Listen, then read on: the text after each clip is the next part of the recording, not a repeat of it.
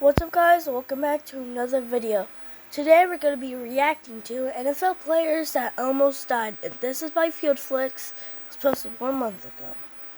Above the clouds at 30,000 feet, looking forward to your next game. And all of a sudden, oh my God, it's on fire!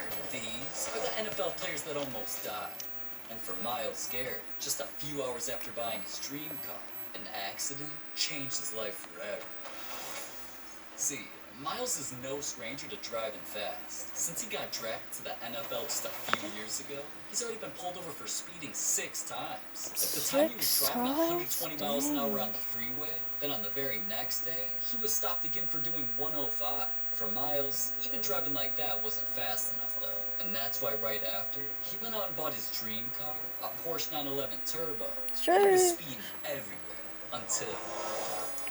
Wait, he crashed? Miles ended up on the side of the road after he lost control of his car. The thing flipped so many times that it was completely total. The car was basically unrecognizable. No! So the fact that Miles was the same him, except with a torn up shirt, was a miracle. Police and paramedics helped load him onto an ambulance. Miles' car was towed away, and he was rushed to the hospital. Now, even though he was only diagnosed with a strained shoulder, strained biceps, and cuts to his wrist and face, many of his teammates knew things could have been much worse. His eyes red. See, look at his eye, guys. It's completely red. That's insane. Good thing that he didn't die, because we need him for the Browns. We need him. Without him and Nick Chubb, the Browns suck. Just taking a look at these x-rays, obviously that hand's not normal. On the 4th of July, Jason Pierre-Paul got a little too lit, because with fireworks in the sky, he wanted to join in on the fun, but sparking up was a big mistake. So 4th of July lit up with fireworks, thought I could throw it away real quick, and in a split second, it off my whole hands. After the explosion, Jason was forced to stay in the hospital for 2.5 weeks. Doctors put him under for 10 surgeries, and he came out a completely different person. The NFL literally had to invent a new glove just for him to keep playing football, because his hand was never the same. In the end, though, obviously Jason embraced the fact that he was still alive. But not every near-death experience involved only one player. At the time, an entire NFL team almost died in a plane crash.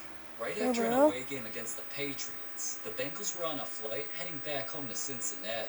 While they were in the air, though, one of the plane's engines failed, and the plane started going down. Everybody was in a panic, because they were in a free fall needing to emergency land, so the pilots had to think fast. Now, eventually they were lucky enough to be able to emergency land at another airport just in time. And the players were seen waiting for another plane when the situation eventually broke the news. I've been told that left engine failed after the team departed Providence earlier this evening, and the Bengals team plan was scheduled to return directly here to Cincinnati, but obviously that did not happen. Of course, some fans made jokes and claimed Joe Burrow would have survived the crash anyways. Yo, you crashed? Sorry, I don't feel turbulence. But Burrow ain't even the most popular quarterback that was almost killed. Because someone nearly took Patrick Mahomes hostage if he didn't give him everything he had. Jeez. I'm glad that me and my friends were safe and the cops got the suspects. See, it's all because Mahomes' car stood out. Comment down below, who is your guys' NFL GOAT? My NFL GOAT is Tom Brady, okay?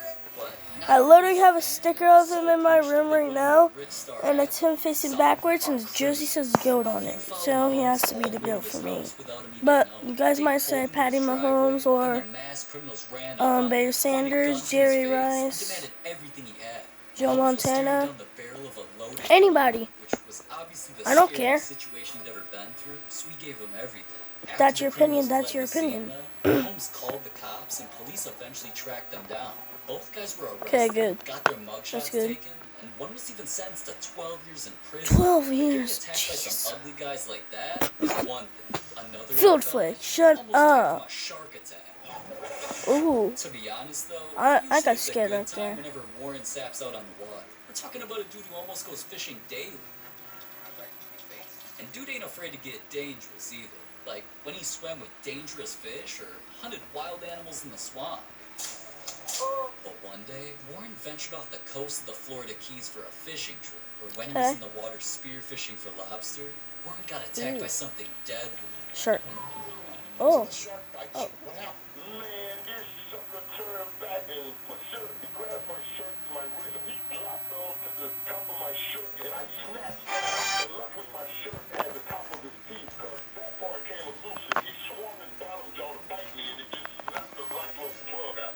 How deep is the cut? Oh, yeah, that's a pretty good cut. You thought all of that was Hey, crazy? he got Just the a week lobster. After almost losing his entire arm and potentially his life, dude went back out to fish and was almost bitten by a shark again.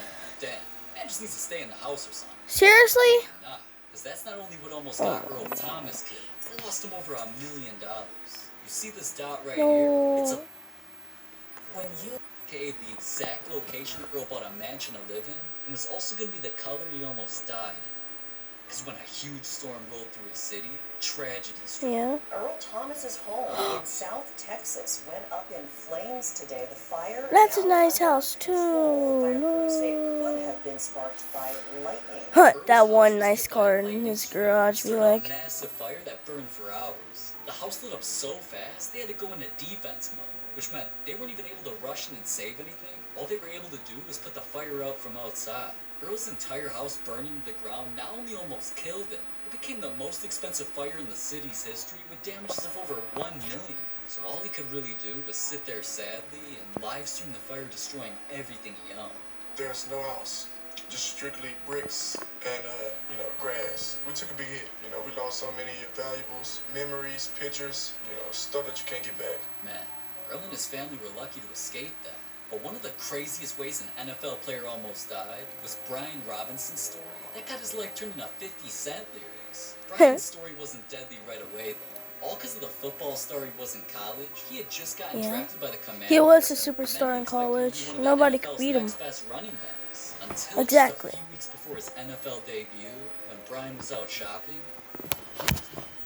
He got shot? Running back Brian Robinson Jr. on the ground after being shot in the leg. Brian was shot once in the thigh, once in the knee, and was immediately rushed to the hospital. Here's where Pow, doctors pow. learned that if he ever wanted a chance at playing football again, Why did it make that sound? I don't know. He instantly needed an emergency surgery to repair his knee, so they got to work. The procedure was a success, and thankfully the bullets missed all of his major arteries and bones. Since it was Thank a terrible God. injury. Many people still assumed he would completely ruin his rookie season, but Brian knew how blessed he was and was determined to prove everybody wrong. We talk about gunshots. People die from gunshots. One shot anywhere. It can be in the most strangest place. Yeah, exactly. Take two. No way to think that I'm not blessed to make it out of there. Just think about recently Washington. He handled that pretty good one too. shot to the leg, didn't make it. And just being another Washington player to get shot in the leg was bad. Can't help but to just think about how blessed I am to make it out of there. Went straight into my process. And I was determined, focused every single day, getting better every single day. His ambition to get right back on the field went from potentially missing an entire season or even his whole career to reports coming out saying that he'd be back on the field way quicker than anyone expected. Not long after, Brian was already starting to walk with crutches, which had the Commanders planning something iconic for his upcoming debut. They knew one of the most famous rappers of all time, 50 Cent, was one of his favorite artists, and also survived multiple gunshots. So to hype Brian in the entire stadium up, they let him run out the tunnel to Many Men, one of 50 Cent's most famous songs. So yeah, once 50 heard about that, he just had to tweet a congratulations to him. And he also had to tweet out about the craziest catch he's ever seen in an NFL game. There's also catches players made with their What cheeks. the heck? Some catches won players awards. Even SpongeBob had a little something to say about a crazy play. Oh God, this catch was crazy. Whoa, SpongeBob, how can you say that, bro? I know Yeah, that was exactly. crazy. They should click this video. Family friendly channel, Anyways, guys. click it. Alright, guys. Hope you guys have a wonderful day and peace out.